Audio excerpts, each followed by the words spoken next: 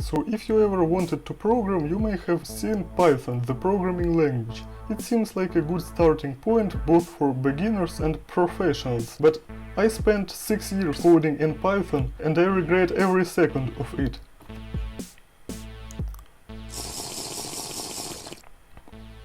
I mean, don't get me wrong, it is a good programming language which offers a lot of features, but you can't code for mobile, you can't implement barely complex software. Any complex software made with Python is actually made with C underneath, like large language models in OpenAI and so on. And as you can see, I have some background in programming, so I know a thing or two in this field. But let's get through the pros of Python. Why would anyone learn this language? Well, first of all, it is easy to use, and because of that it became kind of language for beginners who don't know how to code, and it offers a good way to start coding for kids and people who are in school. It is versatile. Python suits any kind of task, but no task in particular. You can use Python for web, but you can't make a performant web server with Python. For performance you would use PHP or something like that. It is efficient for rapid development, but because of this feature you can't really maintain a large code base written in Python,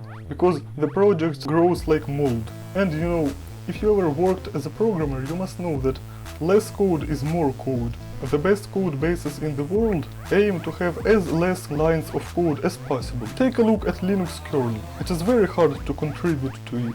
Speaking of work, if you graduated as a Python developer, you may have a really tough time finding a job, because for some reason every enterprise uses Java or something like C#, God forbid, and you may wonder what is the reason behind that. And the reason is money, and because of that, to find a job, to find a real job, not like some gig, but a real full-time paid job, you need to learn Java or C#.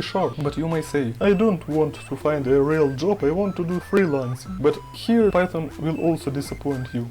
On freelancing no one needs Python. Everyone needs results in the first place, and how are results achieved? With JavaScript.